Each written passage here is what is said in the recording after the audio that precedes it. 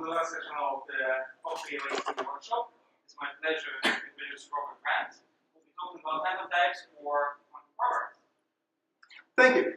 So, yeah, that's the middle of the talk, phantom types for quantum programs.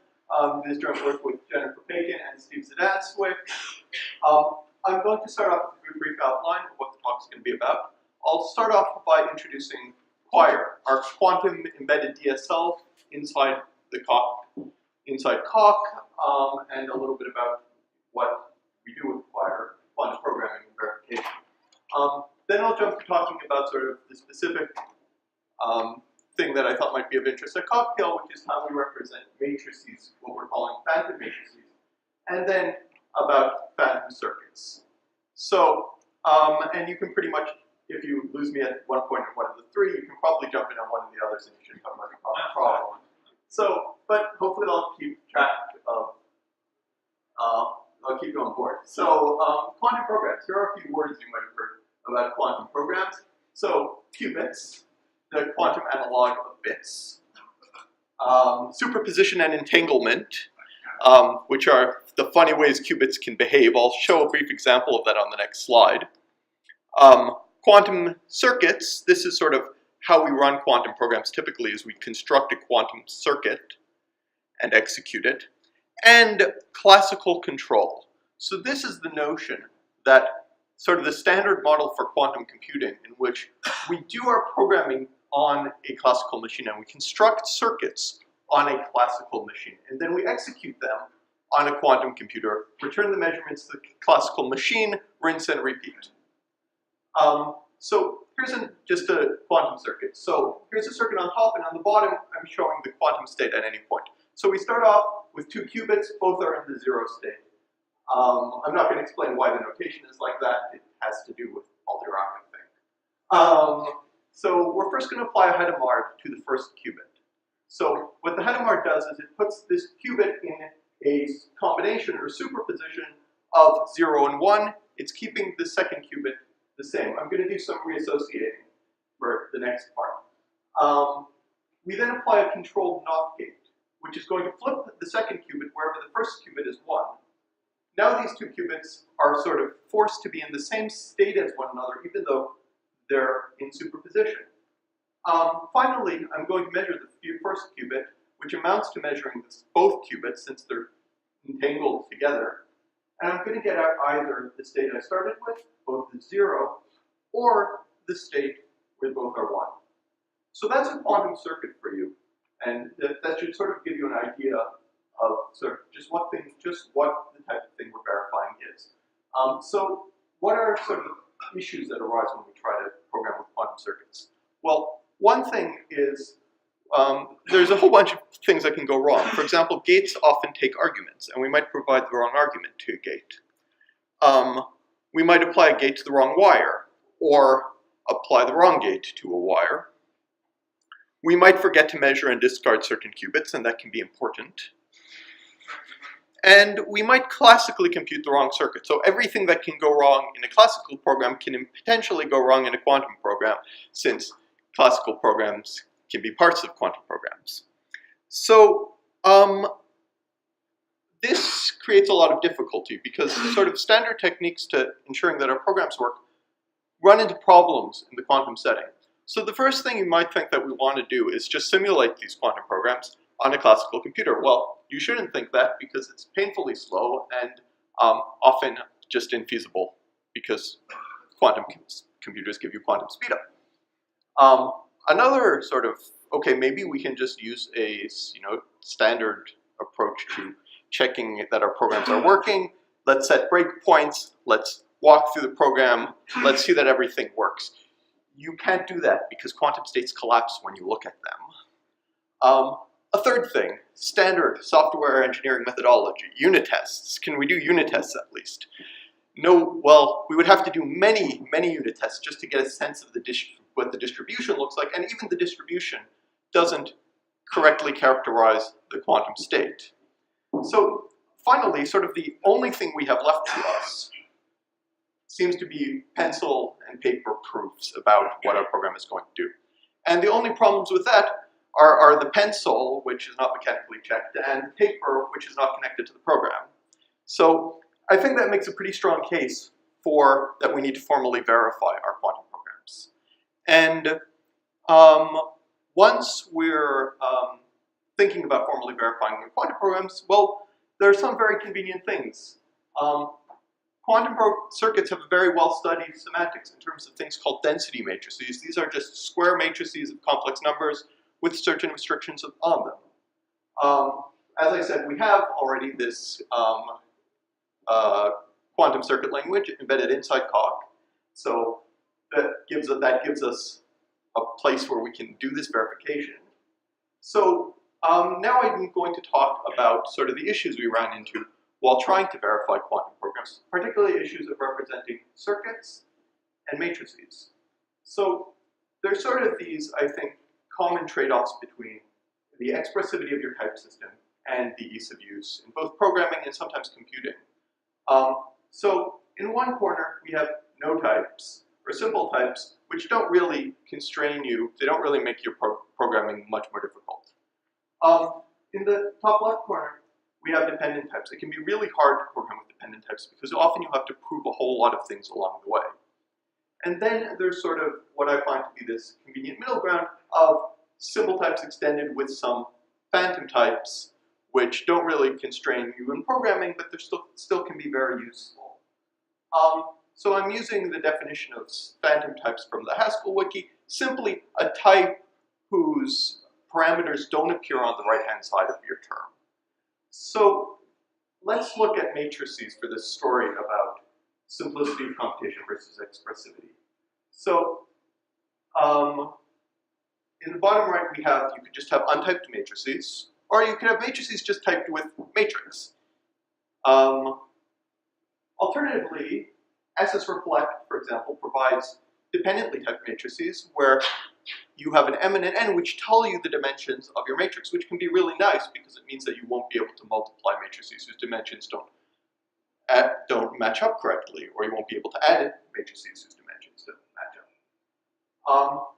And then, so I'm going to introduce this third option, which I'm calling a phantom matrix, and it has the type you see on the board.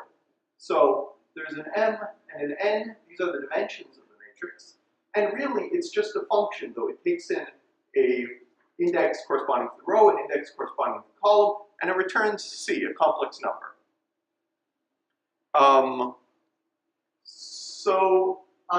Firstly, you might say, why are we using functions to represent our matrices? Well, because it makes a lot of things very easy. For instance, we can write the adjoint, which is a generalization of the transpose, very easily. Aij, A adjoint ij is just A ji complex conjugate. It also lets us write certain important matrices, like the identity matrix, very easily. So we just compare, are the row and column index equal, and are we within the bounds of the matrix that this function is supposed to represent? And if so, we return 1, otherwise 0. So why do we want these phantom types there?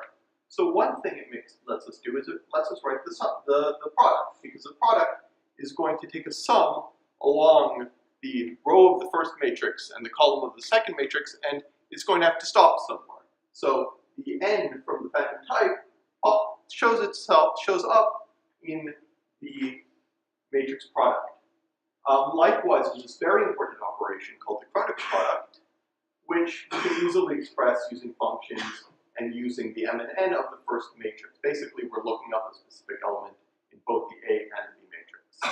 So then why not full dependent types? Once I've said that it's sort of really useful to have those types in the matrix.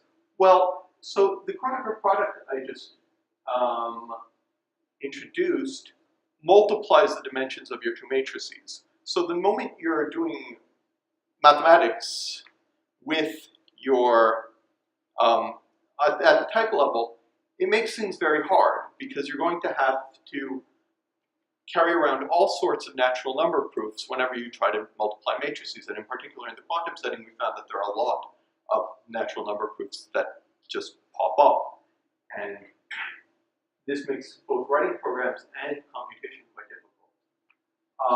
Additionally, it can be very hard to compute with bounded nats, and that's sort of what, at least at the level of SS reflect matrices that face you, if we were using functions, we would have bounded natural numbers being we would take two bounded natural numbers to a complex number, and then we would have to do arithmetic with that. So that's sort of another issue.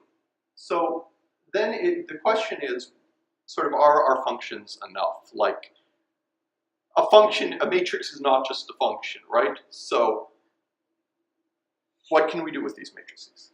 So it turns out we can prove a lot about these matrices simply as functions. So this is an important law needed to be true that relates Kronecker products and multiplication, and indeed we can just prove these about where A, B, C, and D are really just functions that take in two numbers and return a complex number.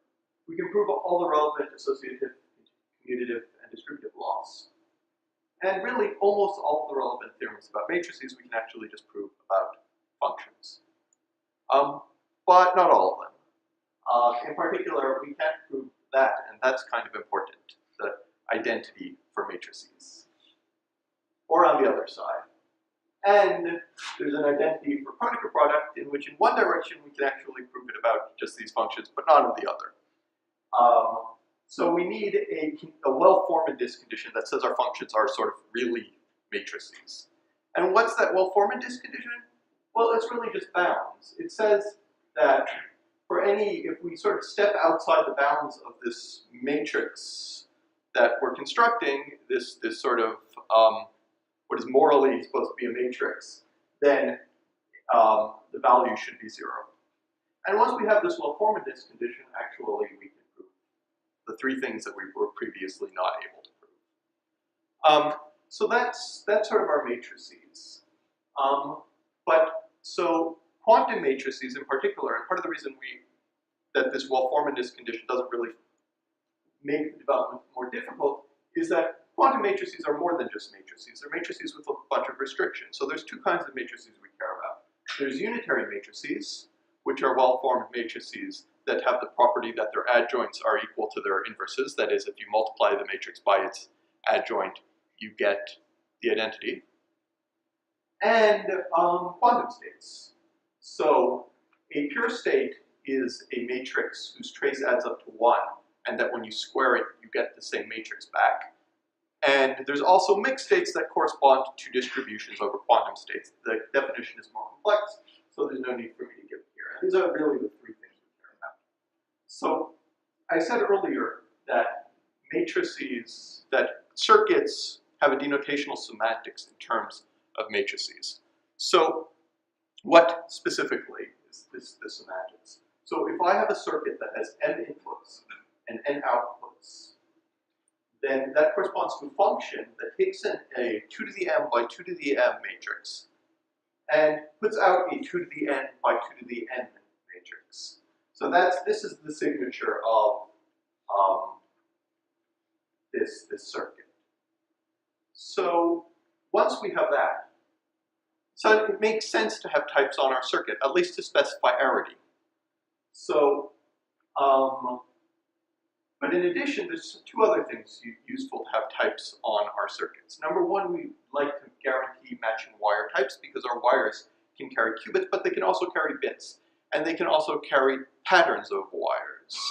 So you can easily put a whole group of wires into an appropriate sized gate. And additionally, we want to have types that enforce linearity because you can think of this as just ensuring that your circuits are well formed, but sort of the reason they are circuits is that there's an important law of quantum mechanics called no cloning, which means that we cannot use a qubit more than once. We have to use it exactly once. So this is sort of the initial approach we took to circuits. And I don't want you to read this whole thing. You can just note that there's gates and outputs. So you apply gates and eventually you output some pattern of wires. But I want you to notice that there are all these gammas. And these gammas are typing contexts. And in particular, we have these judgments that some gamma is equal to the disjoint union of two other gammas, which is there to enforce linearity. So the problem with this is, A, it should make circuits hard to write and also hard to manipulate. So the first issue we were able to get around by basically making all the proof terms implicit, making all circuit definitions inside of refine. We even made a tactic notation for that so you don't actually ever have to write refine. And automatically call type check on this circuit that will fill in all of your proof obligations. And that's very nice. But the problem is the circuits are still a little bit hard to use because, so this is like the first 100 lines of the 900 line matrix circuit on the previous page once you show set printing implicits. And if we had a non-trivial circuit, we would easily get into tens of thousands or hundreds of thousands of line objects, and those are pretty hard to work with. So instead, we wanted to use phantom circuits, basically these very circuits that don't contain all the information inside, but have a W there that we can later externally verify is the is well typed. So it's not really a phantom circuit, it's more of a phantom-ish circuit because at a certain level we do check that the patterns match the gate inputs and outputs. And that's because and the reason we do that is we want to be able to write a function that matches a pattern, which is a tensor, that means a pair, and brings out a pair of wires. Why? Because we want to be able to do let bindings, and we don't want to have to say, oh, and if this is actually a qubit and not a pattern, then, I don't know, make an identity circuit or something like that, or an identity circuit with the appropriate parity. So that's why we have these, we do a certain number of types. But even with that, this makes the circuit I wrote before is now just, everything being printed, only a dozen lines or so, which is really a lot better. And then, of course, we're going to add a predicate that says, oh, these are well typed, and this looks like our initial definition, and we changed our type check tactic to work with those. So that's about it. There's still a lot of challenges. It's still really hard to compute with these matrices in Coq because, for one thing, the complex numbers we're using are not computational. For another thing, this isn't that efficient. It would really arrays, which I'm hoping become available soon, would be the right way to do matrix computations. There are some other efficient ways to represent matrices that might be interesting and might be useful, but it's really hard to say. And also fast matrix multiplication algorithms would be important. Additionally, we ran into some scaling issues with E-bars. The issue with the circuits, type circuits, would be if we could get rid of those types when we're trying to compute because they don't actually impact the computation, then we could potentially solve a lot of the problems that we ran into with the fully typed circuits. And there are issues with if you want to do pattern matching on circuits, then, well, you run into sort of trade-offs with the variable representation. We're using higher order abstract syntax, which makes pattern matching somewhat difficult. So this is all available online, and I'm happy to take any questions or comments. Thank you.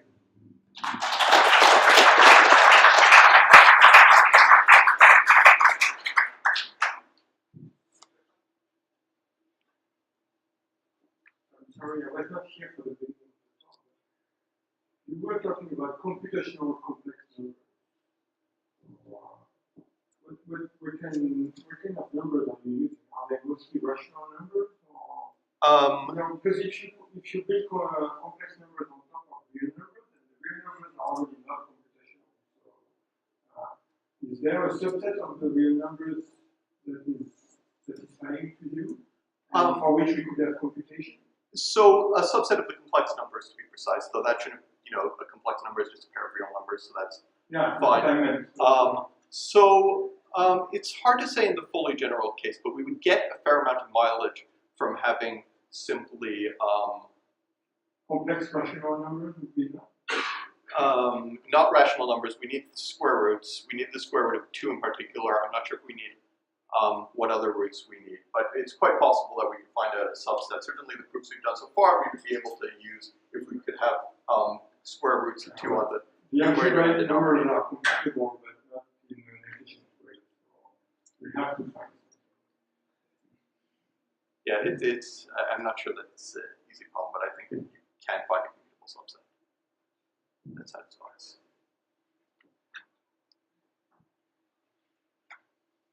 So, are you able to start proving things about algorithms yet, or are these kind of blocking the issues you mentioned, like blocking in the sense that you can't even prove things about algorithms yet? So no, we can actually prove things about algorithms.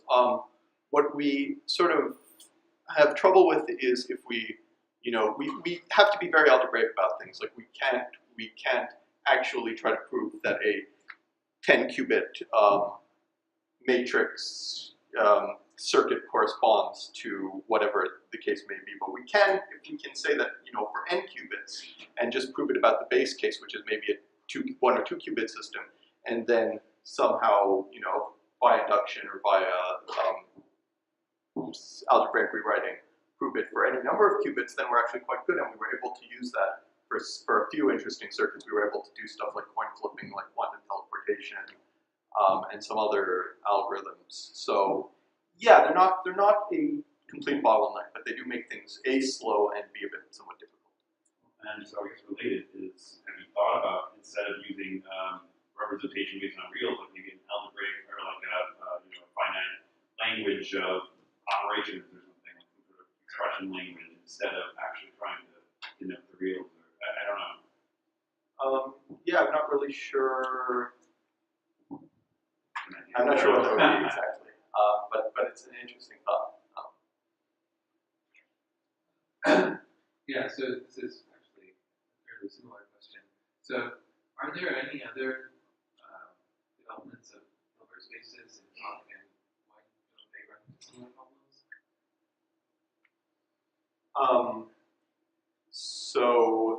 The only other, there was one other attempt to do a paper called Formalizing Quantum Algorithms and Quantum Protocols in Coq at Quantum Physics and Logic a few years ago. They wrote their own library, and they're currently rewriting it from scratch because they ran into the same problems. I don't know about other efforts in this area. Okay, yeah, and then like the Oxford people have like looking at algebraic characterization. So can you interpret wire in terms of categories or whatever? Or do you really need specific Hilbert space structure? Well, no, I mean their whole sort of categorical framework is I think very powerful. This is sort of the standard model, and there are a lot of proofs about quantum algorithms that exist specifically referring to density matrices. So this is sort of makes sense as a first, as sort of the default semantics require. But it would be interesting to try to, we're very interested in trying to, look at alternative semantics and see what we can do. Okay, sorry, I meant if you could give a semantics in terms of their categorical axioms and then show that the Hilbert spaces satisfy those axioms, you might be able to do the rewriting. Sure, yeah, that may be true, yes, and that would be great if we managed. So I was wondering if those matrices typically have remarkable shapes, like they sparse, dense, or whether it can be used in the computational context. So they do tend typically, they are typically 2 to the n matrices for some value of n. They are often the Kronecker product of some matrices with the identity, so that does introduce a fair amount of sparsity, and in fact, it also introduces a fair amount of sort of duplication. So there is certainly structure that we can in principle exploit, and we do try to, if we multiply 2 Kronecker products together, then we try to take the Kronecker mixed product and then remove any identities. But there's obviously a lot more that potentially can